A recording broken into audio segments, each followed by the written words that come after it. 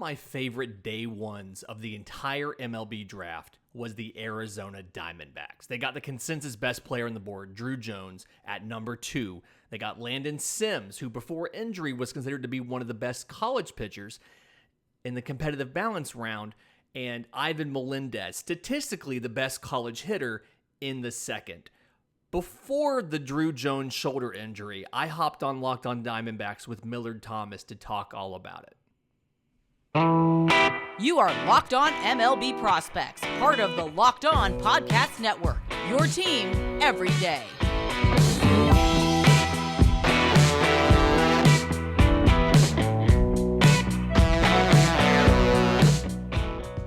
The best player in the draft. So without further ado, let's bring Lindsey Crosby on. Let me take my name away. Lindsey, how are you doing today, sir? I am good. I am also tired. This is the busiest part of this is our stretch run right here. This is our Super Bowl wrapped in with our Daytona 500 and our all in one. Heading into the draft, Druw Jones, just consensus, number 1 guy, everything, athletic, generational talent. Generational. Doesn't matter what list you looked at, he was number 1. But draft day, different scenario. Jackson Holliday, who probably isn't a bad pick, another son of a former major league great, but when you see Druw Jones number 1 on all these lists and then he falls to number 2, why did he not go number 1? What did the Orioles see in Jackson Holliday to take him over Druw Jones? So it's a scenario where, honestly, I'm not 100% sure. I mean, it's something where that Jackson Holliday's a good hitter. I think that when you get too locked into a small number of prospects for a long time, you start to really take the minuscule differences in their games and blow them up into much bigger things than they actually are. And it was something where Jackson Holliday was seen as having a little bit less swing and miss than Druw Jones did. Druw Jones doesn't have a lot of swing and miss, but it's something where you knew, when we've known for months, that the Orioles were down to 3 or 4, maybe 5 players total in consideration for that number 1 pick. And we all just started picking every player apart and finding every flaw and magnifying every flaw. And something in there, I don't know if it was the money, I don't know what it may have been, but something in there made the Orioles think Jackson Holliday is a better fit for us than Druw Jones is. I wanted I wanted the Orioles to finally take the consensus best player at their pick, because they've always gone for the underslot college guys to save money for later. And they finally have the chance to get the best player in the draft, the generational talent that's on all the lists. And they pass over him for another kid who's really good, but not the best player in the draft. I didn't get it. I didn't understand why. But it's the Diamondbacks. It pays off for the Diamondbacks. Do you think Holliday would have gone number 2 or still been in that top 3 mix? Was he even in consideration for that number 1? Yeah, the consensus number 1, the top tier of guys, was Druw Jones, Jackson Holliday, Elijah Green as the super toolsy guys. Then Tamar Johnson, the second baseman who went to the Pirates at 4, considered to have one of the best prep hit tools in a decade, as well as Brooks Lee from Cal Poly. That was kind of the top tier of 5 guys that the Orioles were looking at. I do think that either Holliday or Green would have been the pick at 2. Green has a little bit more risk, a little bit more swing and miss in his game and things like that. So it kind of depends. And we talk about you don't pay attention to position in the first round, but there are a lot of outfielders in this system already. So the impetus to go take a stud infielder versus another outfielder would have been there. So who knows if it would have been Jackson Holliday or Elijah Green? I would have rather it had been Holliday than Green if it was me picking for the Diamondbacks, but I much rather would have them have Druw Jones. Yeah, that's interesting because they obviously selected Druw Jones. I think they had to because he was the best player. But I wonder if it was Holliday or Green at number 2 who they would have selected, because like you said, they're pretty loaded already in the outfield, but they did just select Jordan Lawler last year. And if they think he's really the shortstop of the future, then it would have been a pretty interesting conversation. But do you think the Orioles do you see Jackson Holliday as maybe a safer prospect than Druw Jones because of the less swing and miss, or do you see him like why? Like, is there any other reason than that? Like, I don't know. I'm grasping for straws here, Lindsay. I mean, they're both kids of big leaguers. They've got great baseball IQ. They've both got plus run times. I mean, it's really semantics. And so I think probably it ultimately comes down to either a money thing or we want an infielder versus an outfielder. And I don't think you can go wrong with either player, but it's such an odd decision to make. And again, not one I would have done. I don't see either guy as being incredibly risky. I think those two were the consensus best two guys for a reason. Again, I think it comes down to, at the end of the day, personal preference. Do you want an infielder or an outfielder? And I guess they wanted an infielder, and I can see that. The Orioles don't have a ton of true shortstops in their system. Again, we always talk about don't do positional need in the first round, but I understand if you have some outfielders, you don't have any true shortstops you're confident in, go get the second best player in the draft, who is a very talented shortstop and should be a no doubt shortstop, should stick. I get it. Can't say I'd have done it, but I get it.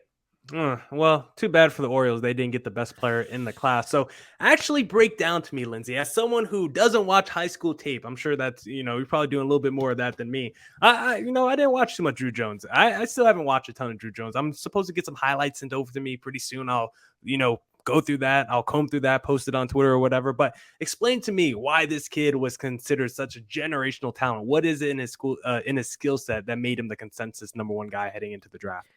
Okay, so a couple things is, one, obviously premium defensive position. You're looking at center field, you're looking at shortstop for something like that. So plays what's considered to be the best defensive player in this draft, not just the best defensive outfielder, not just best defensive high schooler, best defensive player in the draft, which makes sense. His father could be argued as one of the best defensive center fielders of all time. So I get it. What was it, like 10 gold gloves or something like that? I think 10 gold gloves for his father, probably should be in the Hall of Fame. I'm sure he might get there eventually. What's like arm strength, what's considered to be either plus or plus. So either a 60 grade or a 70 grade, one of the strongest arms in the draft as far as position players go. And then something where very loud tools, very, very fast. One of the fastest runners in the draft, very good with the reads, the routes, the reactions, the things we always talk about when it comes to a defender. How quickly can they recognize what the ball is doing and put themselves in the proper position to make the play? Very, very good at that, which again, makes sense based on who his dad was. I do think that there's a little bit of question about his swing as well as where his power is going to end up. He's 6'4", like 170. He was 18 years old. He has some physical development left to do. He'll put on some muscle. I think right now it's probably above average raw power. We have it finishing out as above average game power versus plus. Like, we're not looking at him being a 40 home run guy. We're talking about him hitting 20 to 25 home runs, but as one of the best defensive center fielders in baseball. So more than enough to stick at center field. And then his swing isn't the prototypical swing that you would want to see. He sometimes would get out of sync upper body to lower body, which again, he's 18 years old. Things like that happen. It's not the traditional looking swing because it's his swing. He's figured out what works for him. I'm sure his dad's taught him quite a bit. And so conventional scouts sometimes look down on those guys that don't hit all the prototypes. A pitcher who's too short, or a hitter whose swing doesn't look like the textbook. Kevin Parada of Georgia Tech is a guy who his swing doesn't look prototypical, but it's a really good swing. It works for him, obviously. Druw Jones, his swing isn't always prototypical, but it works for him. So I think that's probably why he got dropped down. But at the end of the day, above average power, plus hitter, one of the best arms of a defender in the draft, the best defender in the draft, one of the fastest players in the draft. That's why he is the best player in the draft. That's why he's number 2 pick. And he's probably going to go on to have the most WAR of anybody in this draft class if I had to put money on it right now. Yeah, and I don't even think I care about, the fluidity of his swings. I just care about the results. I mean, I look at the Greek god of walks. I look at guys like Giancarlo Stanton. Like, those guys got weird stances and weird swings, and those guys were... But it works. Yeah, it works. As long as it works, like baseball's a results-based business. If you're hitting Mhm. 300 and putting up numbers, like it really doesn't matter what your swing is or how you're doing it. But just But like there are teams where that genuinely matters. In their scouting departments, there are teams that still have that hang up. The Nationals are kind of infamous for this. And so when you're looking at trade packages for Juan Soto, you have to keep in mind what they want. And they're very much a traditional scout team. They want the guy that you see him, you're like, oh, that's a ball player. He looks like a ball player. He swings like a ball player. He throws like you want the prototypical guy. There's teams still kind of stuck in that mindset. And I think it's not a coincidence that the Nationals are stuck in that mindset. They're also stuck in the bottom of the National League East. Today's episode is brought to you by our friends at Blue Nile. Whether you're ready to pop the question or you're celebrating a milestone moment, find jewelry as unique as her with the modern convenience of online shopping at BlueNile.com. You can build the engagement ring of her dreams. Blue Nile has simple online tools to let you choose the diamond shape, size, and clarity, as well as setting style. And then Blue Nile's bench jewelers will handcraft her perfect engagement ring. Each ring is one of a kind. Or if you want to celebrate life's special moments with fine jewelry, but you're having trouble choosing, Blue Nile has jewelry experts on hand 24/7, available via phone or chat to help you find a memorable gift at every budget. So make your moment sparkle with jewelry from BlueNile.com, and going on now is the Blue Nile Anniversary Sale.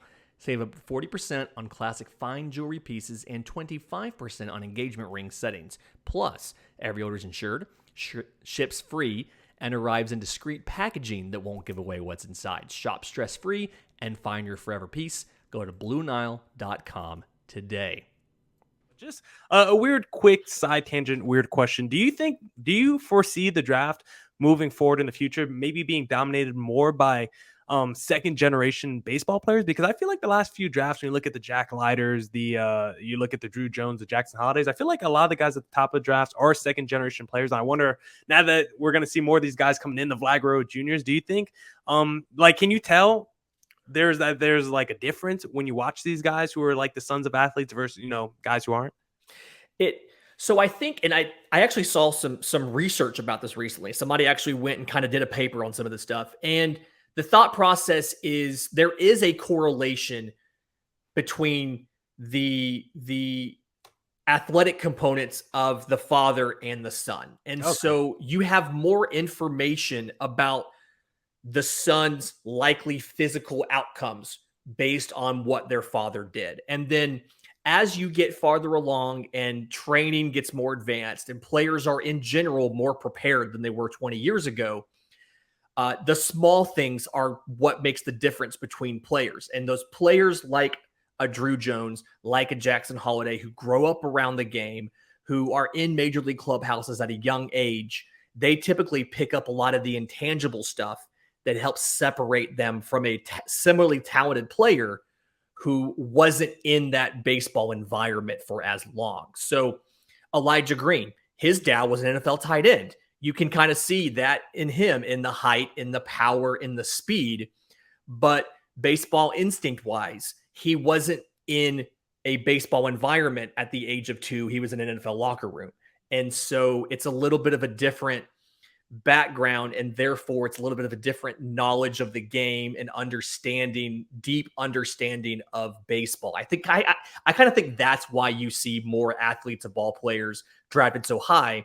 It's because they have that little bit of an edge that sets them apart because they've been around the game so long.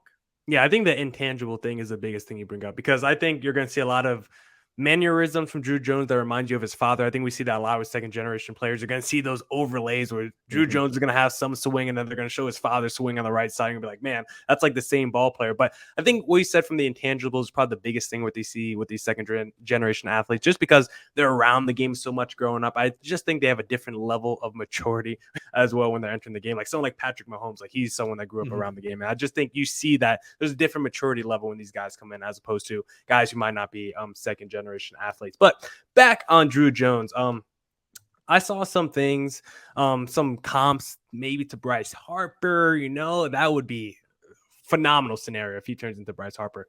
I want to hear the Lindsey Crosby comp. Who do you think Druw Jones could be on the major league level? Oh, that's tough. I would say with a little bit less power, like it sounds like a cop out almost. A little bit less power watching him play, like watching him field fly balls, watching him run the bases, watching him hit, reminds me a lot of watching his dad. I'm cop out. I'm calling it Lindsey. And so, like, I see a lot of the Andruw Jones defense in his game. I don't know if he'll have the peak of, top 3 defensive center fielder of all time, but he looks a lot like it. Offensively, I think the Bryce Harper comp is a good one. He's got the size. I don't quite think he'll hit for as much power as Bryce Harper does. That's why I'm a little bit hesitant there. I think he's going to be a 20 to 25 home run guy versus a 35 home run guy. But he definitely has the potential to get there. He has the frame. He can fill out and do that. I would just be concerned about what happened to his dad, where around age 26, 27, his dad started to slow down because he put on size trying to hit for more power. So that's why I'm a little hesitant to kind of push that same thing onto him. I like the Bryce Harper comp for the most part. I do think his dad's a pretty decent comp, though, as far as what he's going to look like playing effortless defense in center field, consistent hitting, incredible speed, incredible arm. Yeah, I think the way he fills out is going to be probably one of the biggest things I watch from him because, like you said, 6'4", but only 170. Like, Lindsey, I just weighed myself at the gym today. I checked in at 180. So if I got 10 pounds on Druw Jones, but 5 inches shorter, like, my man needs to eat a couple Built Bars probably and put on some weights because we need this man to bulk up. Now, we don't want him to get too big. We still want that speed component, but he's able to do that, like that 30-30 kind of a guy. Like, that's not something the D-backs really have on their roster currently, but maybe by the time Druw Jones gets elevated, the D-backs will have a couple of those guys. But I did want to ask you, because comparing him to Bryce Harper drafted, then basically in a year, he makes it to the major league level. How quickly, if he is this generational guy, how quickly can Druw Jones, despite being only 18 years old when he's drafted, how quickly do you think he can make it to the major league level? Because I think Harper made it by the time he was 19. Yeah, I see him as depending on where the assignment is this year. Does he go into A ball? Does he go to rookie ball? What does he do this year? I see him as 2 years. I think he could be at the major league level. Now it's something where his dad made it at age 19. I think his dad also got into professional baseball earlier because he was an international free agent. So I think the 2-year time frame is good. Now where that falls in the season, whether it's early in the season, late in the season, I'm not quite sure. Obviously, provided he stays healthy. But I think 2 years is reasonable simply because it takes a little bit longer now because we know so much about these players already. I've already seen scouting reports about different players in the draft and how to attack them, like from the pitching perspective and where the holes in their swing are. Stuff that even just a decade ago, we didn't have that from prep players yet.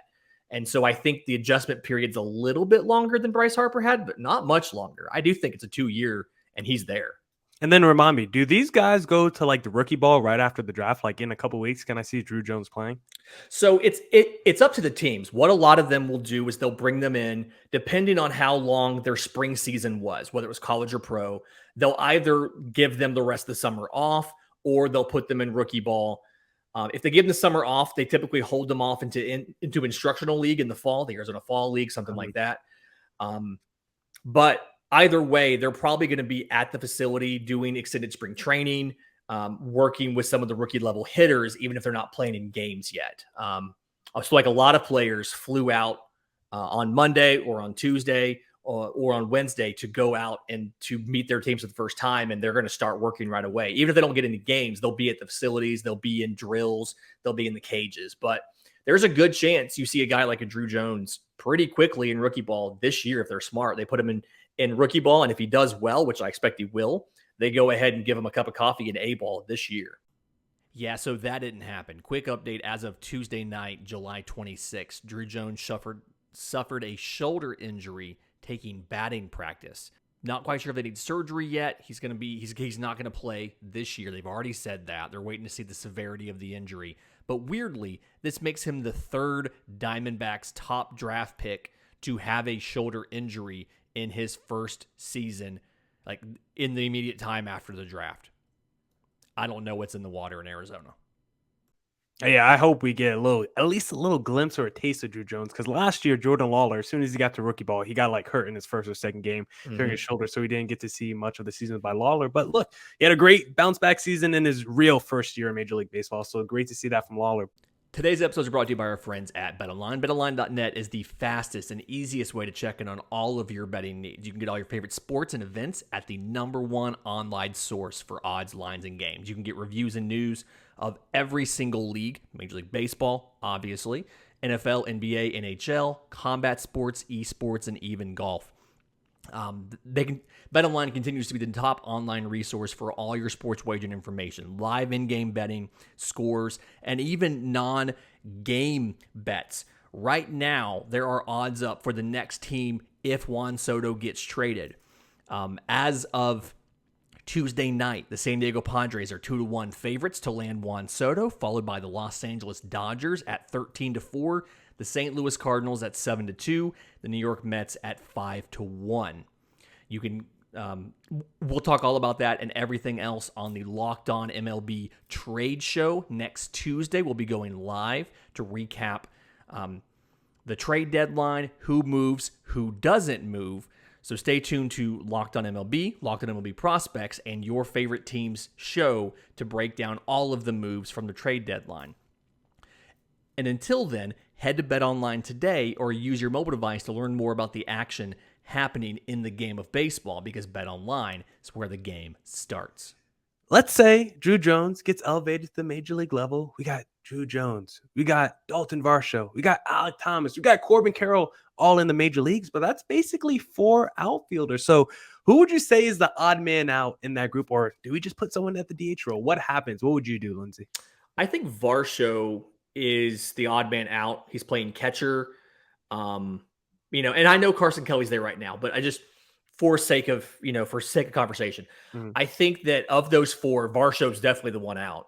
All three, the other 3 guys, they're all center fielders. I mean, Alek Thomas, Corbin Carroll, Druw Jones are all center fielders. And I've actually gone back and forth on what I think the proper defensive alignment for this team would be. And I think I finally figured it out. So because of the arm, Alek Thomas is in left. Okay.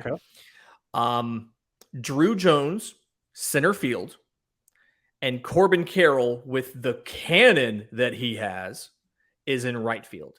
And it's something where your center fielder has to run more.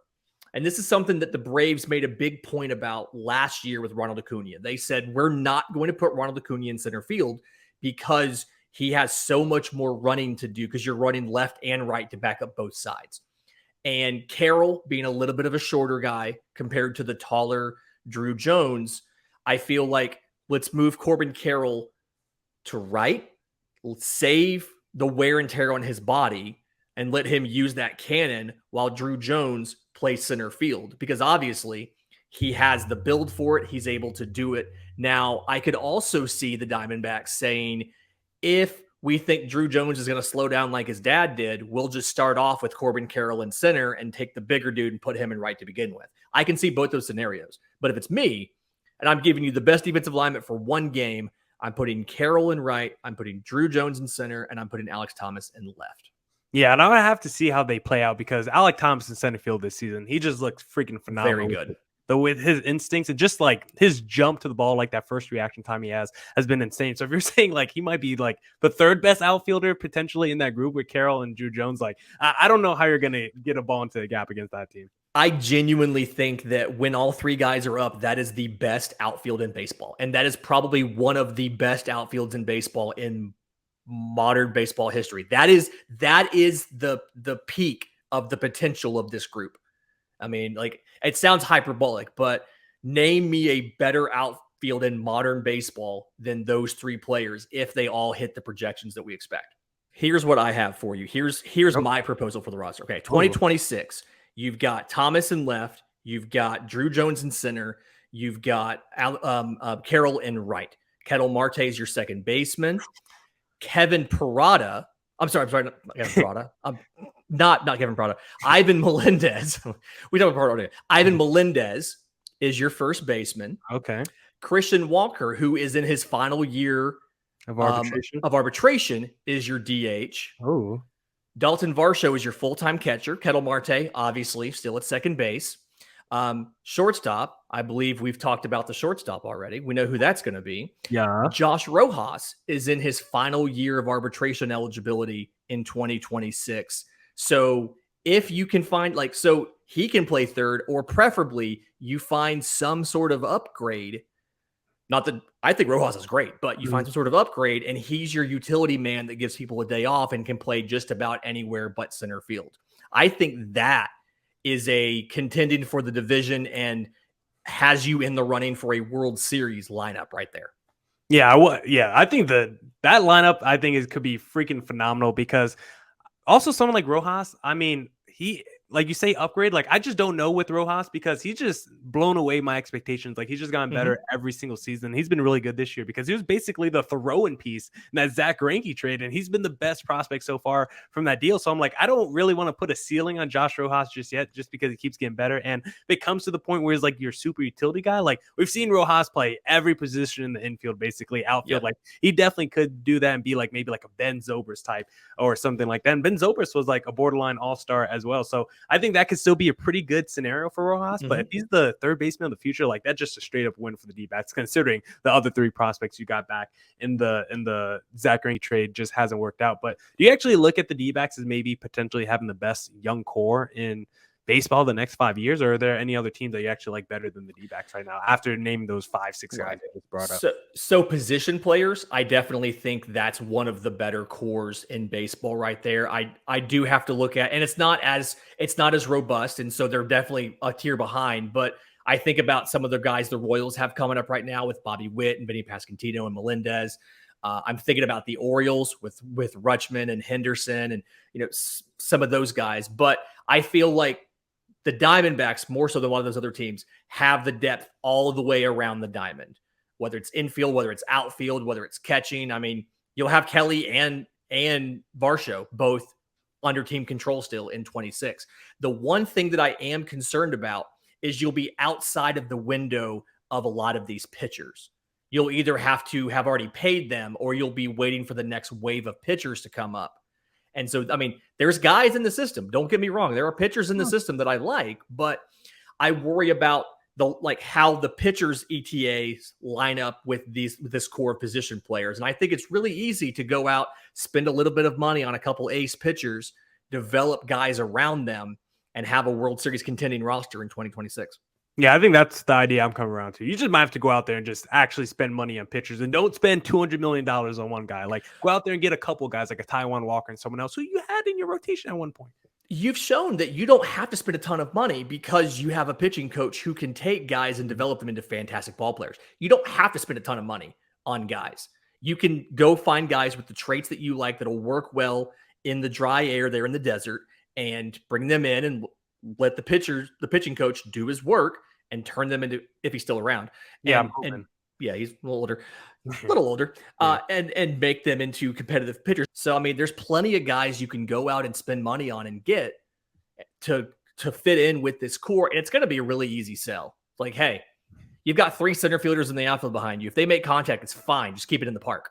Yeah, and it's not like you have to go out there and just get the Zach Greinke or the most expensive pitcher on the market. If you get like a Chris Bassett or Taijuan Walker, those 2 and 3 guys who just help round out your rotation and just make it so much deeper and make it so much stronger, because that's just the biggest issue I have with the D-backs. Like, I don't know if Brent Strom's going to be there in a few years. I just have no confidence in the development from the pitching perspective, because it seems like every top pitching prospect that comes to the D-backs minor league system, they might have a hot flash or two, they might have a good season or two, but it seems like they always end up struggling. And so I've been happy with Zach Gallen's development, but even he, like the last couple of years, just hasn't looked that same. Good thing is there's a bunch of pitchers that are kind of higher up in the minors, in the top 10, that are options. And so the good thing is you'll have time to figure out, because like right now in your top 10, you've got what, 6 pitchers? I mean, Nelson, Fat, Jameson, Henry, Sassoni, Walsh. Like, you've got like 6 pitchers in there. You have time to figure out which one of those are going to hit and which one of those are not, and then go spend money to supplement around them. If you can get 2 starting pitchers out of those 6, and then you go supplement with free agents, dangerous team. And if you get more than 2, if you get 3 or 4 of these guys to hit, especially one of them to hit their ceiling and be a number 2 for you, or maybe even a number 1, look out. Yeah, I'm hoping we see like the Ryan Nelsons or the Druw Jamesons like this season, especially like after the trade deadline, because those guys are like 26 years old. It's not like they're 21-year-old prospects. Like they're in their mid-20s, they're older dudes. And hopefully the D-backs can unload like a Madison Bumgarner of someone, if we're willing to pay half his contract or something like that, or another veteran guy that we have in the back end of the bullpen. So you can at least call up a young guy and give him a few starts. So we'll see what the D-backs decide to do here at the trade deadline. Hopefully they call up the Corbin Carrolls of the world, and hopefully some of these young pitchers. So Lindsey Crosby, before we head out today, any last words or thoughts on Druw Jones or any of the D-backs prospects? It didn't even have to be about D-backs. Just any baseball feeling, your spirit. What are you feeling right now? This is the best time of the year because everybody has either picked up some great players in the draft and they're feeling good about the future of their franchise, or we're at the trade deadline and they're feeling like, hey, we can go get a piece or two and make a run. This is one of the best times of the year right here. Coincidentally, also the busiest time of the year. Separate these things a bit. But Diamondback fans, feel good about your team, feel good about the direction of this organization, and know you're not going to be picking in the top 3 for a while. That's Lindsey Crosby of Locked On MLB Prospects. The YouTube listeners, they might know where to find you, but where can the people who are just on audio find you, Lindsey? I'm on Twitter at Crosby Baseball. My show, Locked On MLB Prospects, is available wherever you get your podcasts and on YouTube. And then you can find us on Twitter at Locked On Farm. If you have questions for the show, we do mailbags every Monday. Send those to me, send those to the show, or just email us, lockedonmlbprospects@gmail.com. Lindsey, thanks for hopping on today, sir, and I'll catch you next time.